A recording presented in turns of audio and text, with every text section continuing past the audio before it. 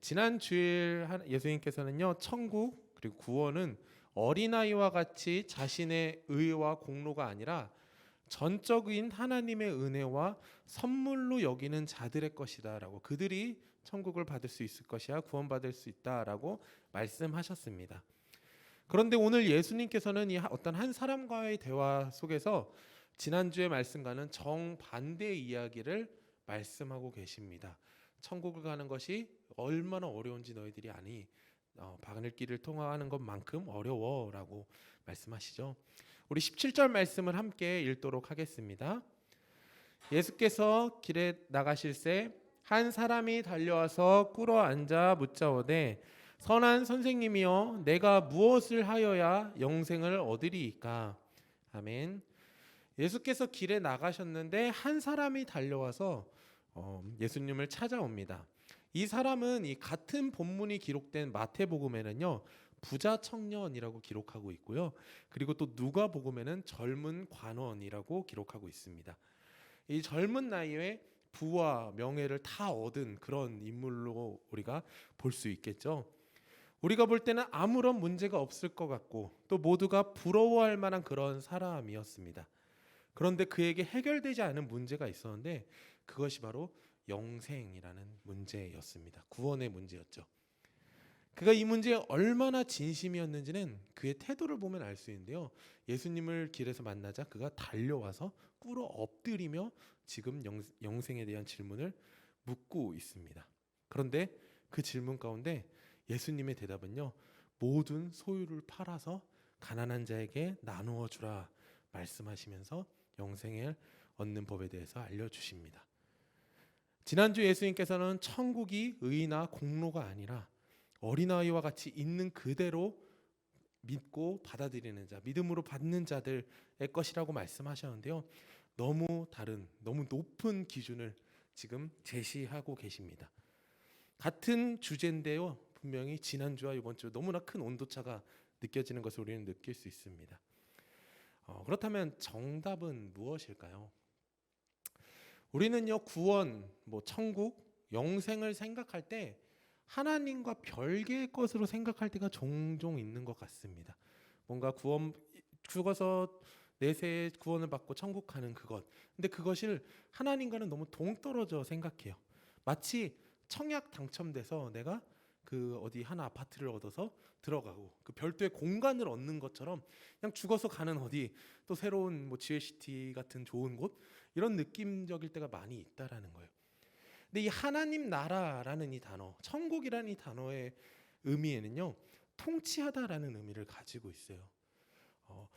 찬송가 가사처럼 높은 산, 초막이나 궁궐이나 그 어디에 있든지 하나님 계신 곳이 하늘나라라는 이런 찬양 가사처럼 이 천국의 가장 중요한 포인트는요, 어떠한 특별한 장소나 무엇이 아니라 하나님이 다스리시고 하나님과 함께하는 공간, 그곳이 천국이에요.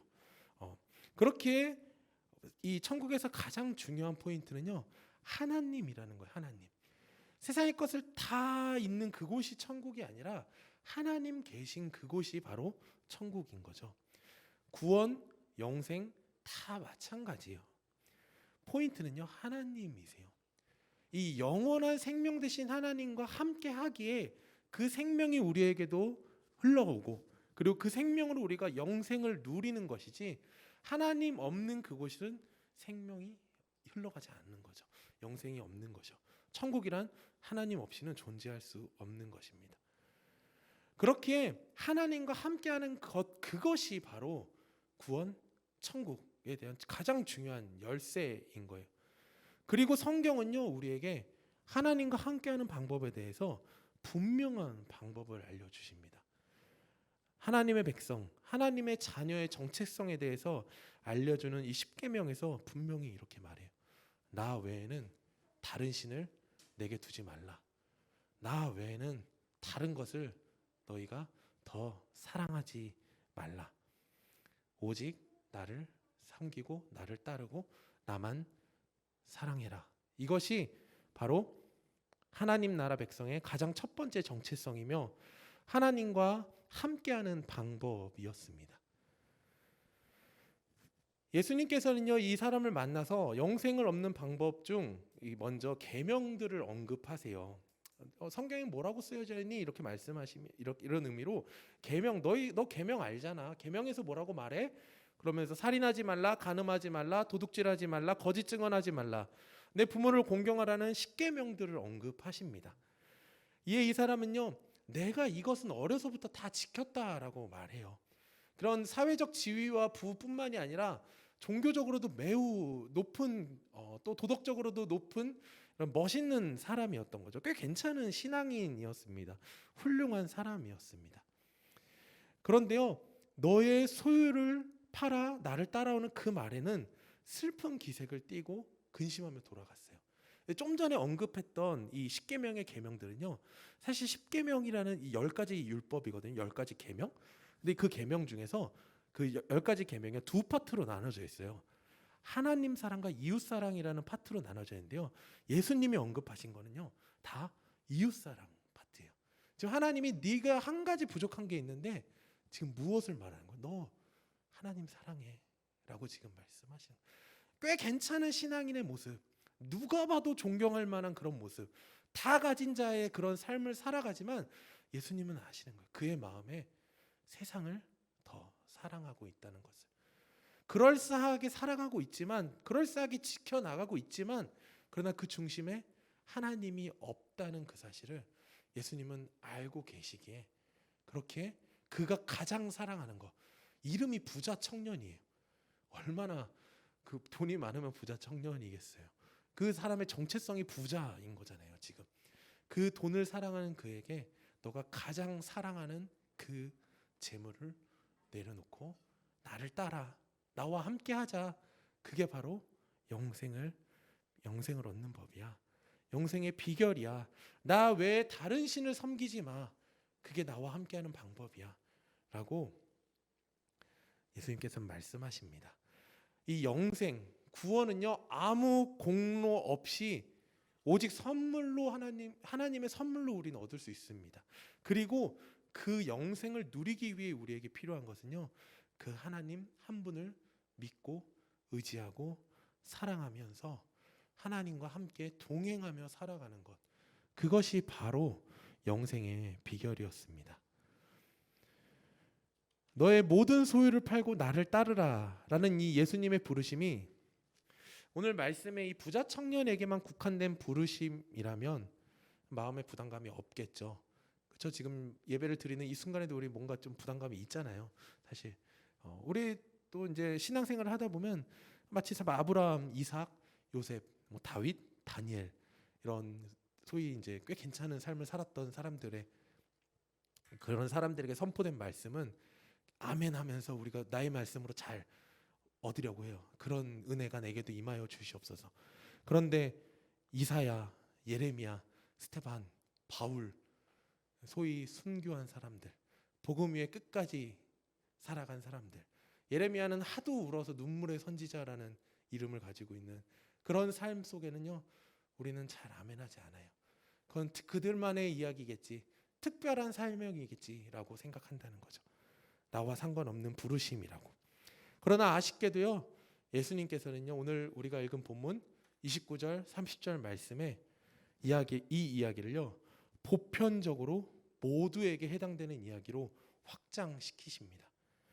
특별히 돈뿐만 아니라 형제, 자매, 어머니, 자식, 전토 등 우리가 사랑하는 모든 것보다 예수님과 복음을 우선순위로 두고 하나님을 사랑하라라는 말씀을요, 우리들에게 하시며, 그것이 바로 그렇게 사는 사람은 모두 영생을 얻을 것이야 라고 예수님께서는 말씀하십니다. 그런데 이 부담스러운 부르심 가운데 우리가 주목해야 하는 한 가지 말씀이 있습니다. 우리 21절 말씀을 같이 읽도록 하겠습니다. 예수께서 그를 보시고 사랑하사 이르시되 내게 아직도 한 가지 부족한 것이 있으니 가서 내게 있는 것을 다 팔아 가난한 자들에게 주라. 그리하면 하늘에서 보화가 내게 있으리라. 그리고 와서 나를 따르라 하시니. 아멘. 모든 소유를 팔고 나를 따르라라는 요청하시는 이 예수님의 마음의 상태가 지금 읽은 이 21절 말씀에 기록되어져 있는데요. 이 제안하신 이 부르심을 제안하는 예수님의 동기가 기록되어져 있습니다. 마음의 동기가 뭐라고 표현하고 있죠? 사랑하사라고 표현하고 있습니다. 사랑하시기에 지금 이 요청을 하고 계시다는 거예요. 성경에서 예수님이 누군가를 무엇인가를 더 사랑했다, 사랑하사 이런 표현들 사실 흔한 표현은 아닙니다. 이 보편적 사랑들을 이야기하시지 예수님의 동기는 보통 미쁘사, 불쌍히 여기사, 긍휼히 여기사 이런 단어들이 많이 사용되어지지 지금 이 한 영혼을요 매우 사랑하시고 있다라는 거예요. 이것은 그의 신앙의 열정과 삶의 모든 태도들이 진심이었다는 것을 또 의미하죠. 예수님 바라보시는 거예요. 그리고 그 사랑의 마음으로 지금 제안하고 계시는 거예요. 사랑의 마음으로 요청하고 계시다는 거예요. 이것이 갖고 있는 의미는 무엇이냐면요. 복음과 하나님 나라를 위해 살아라라는 이 제안이, 이 부르심이 너의 가장 사랑하는 것을 내려놓고 오직 하나님 나 여호와를 사랑하라라는 이 외침이요. 하나님을 위한 일이 아니라 바로 그 사람을 위한 제안이라는 거예요. 사랑하시기에 하는 제안이라는 거예요. 그 사람에게. 마가복음 9장에 예수님은 이렇게 말하세요. 사람이 천하를 다 얻고도 자기 목숨을 잃는다면 무슨 이득이 있겠느냐라는 말씀이죠. 다 쥐고 있어도, 다 가지고 있어도 생명이 없다면 무슨 소용이 있겠느냐. 사실 그 쥐고 있어도 다 쥐어지지도 않고 영원하지도 않고 혹여 영원히 쥐고 있다 할지라도 끝까지 가지고 갔다 할지라도 죽음 앞에 아무것도 남지 않는 그것 가지고 살아감으로써 그러나 영생을 얻지 못하면 무슨 소용이 있겠느냐라는 것이 예수님의 말씀이셨습니다. 그렇기에 지금 이 청년에게 사랑하시기에 내려놓으라고 하는 거예요. 너무 사랑하시기에 꽉 쥐고 있는 그 재물이라는 것, 그가 하나님보다 더 사랑했던 그것, 너 그거 내려놔야 하나님 사랑할 수 있잖아. 아브라함에게 그 아들 이삭을 나에게 줘라 라고 말씀하셨던 것과 같이 너 지금 너무 쥐고 있는 그건 내려놓아야 더 온전히 살아갈 수 있고 그리고 영생을 누릴 수 있게 내려놓으라 라고 예수님은 사랑하는 그 마음으로, 사랑으로 지금 이 청년에게 제안하고 계십니다. 저희 부부가 이다미를 유고하는 데 있어서요 가장 사실 중요하게 여기는 것이 있습니다. 그것은요 우리의 불편함 때문에 교육하지 말자라는 거예요.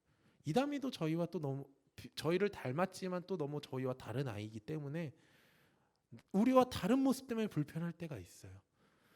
그런데 그 우리의 불편함 때문에 교육하지 말고 사랑으로.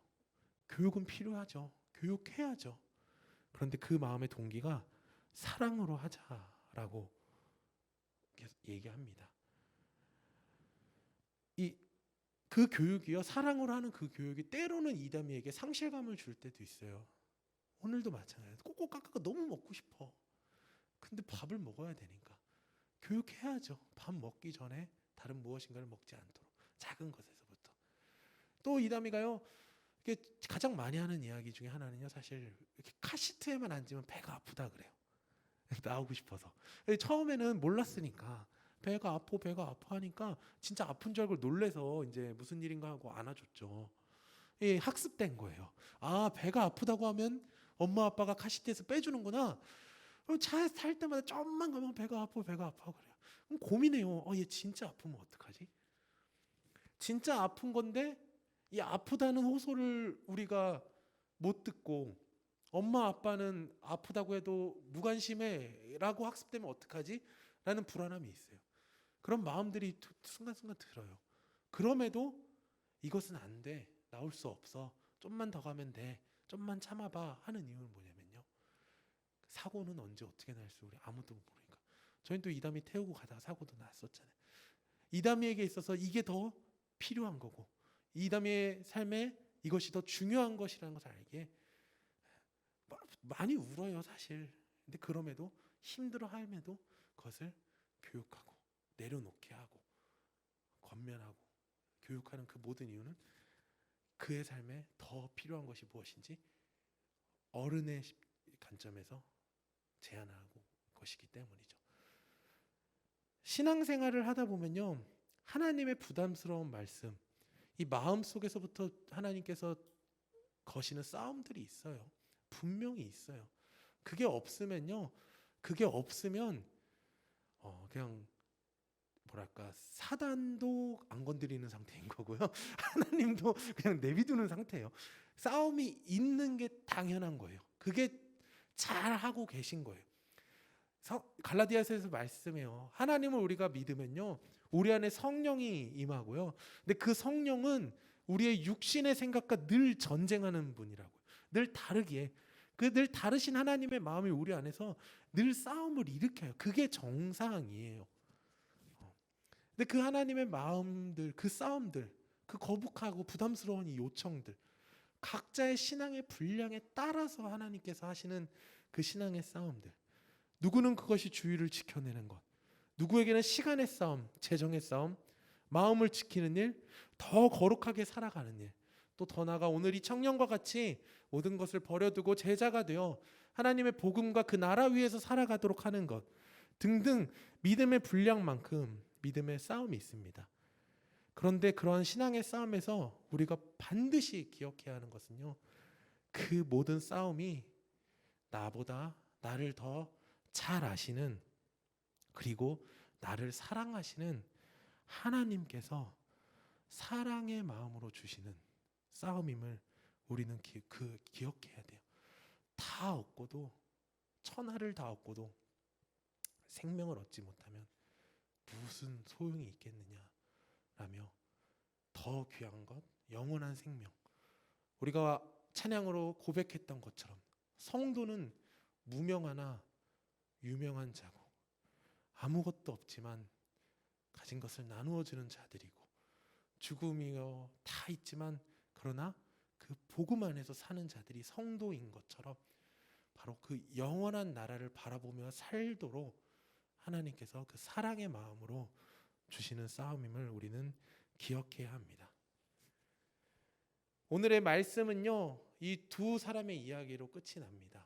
근심하며 돌아간 부자 청년, 그리고 예수님에게 자랑하며 이야기하는 베드로의 모습. 예수님, 내가 다 버리고 주님을 쫓았습니다. 이제 선택하고 따르는 것은요, 우리의 몫이고요, 우리에게 주어진 것입니다. 무엇을 선택하시겠습니까? 사랑하는 위드처치 우리 성도님들, 지난주 말씀 서두에 구원은 믿음일까요, 행위일까요? 라고 질문했고요. 그 질문에 새로운 답을 제시하고 싶다고 말했는데요, 그것은요, 사랑이었습니다. 어떠한 믿음도 아니고, 맹목적 믿음도 아니고, 또 어떤 행위로, 공로로 구원받는 것도 아니고요, 우리의 구원, 우리의 영생은요, 하나님을 사랑하는 것에 있습니다. 제가 성경 한 구절 읽어드리겠습니다. 너희 하나님 여호와가 너희 가운데 계시니 그는 구원을 베푸실 전능자이시라. 그가 너로 말미암아 기쁨을 이기지 못하시며 너를 잠잠히 사랑하시며 너로 말미암아 즐거이 부르며 기뻐하시리라 하리라. 아멘. 이것이요, 이곳에 계신 우리 여러분들을 향한 하나님 아버지의 마음입니다.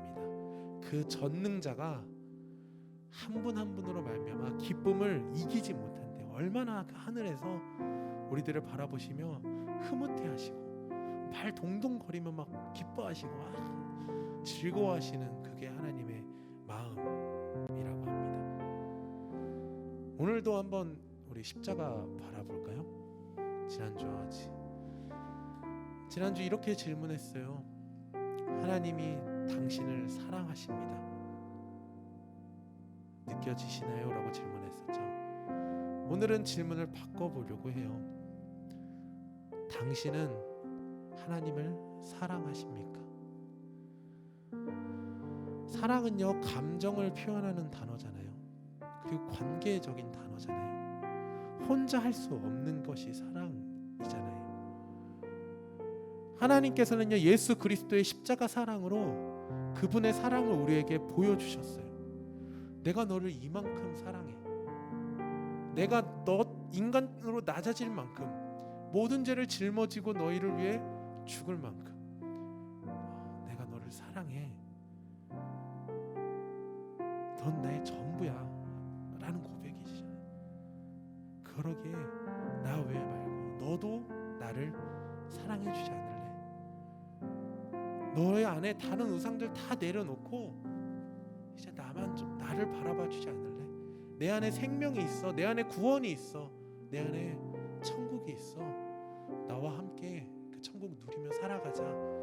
하나님께서 그렇게 말씀하시고 우리의 대답을 기다리십니다.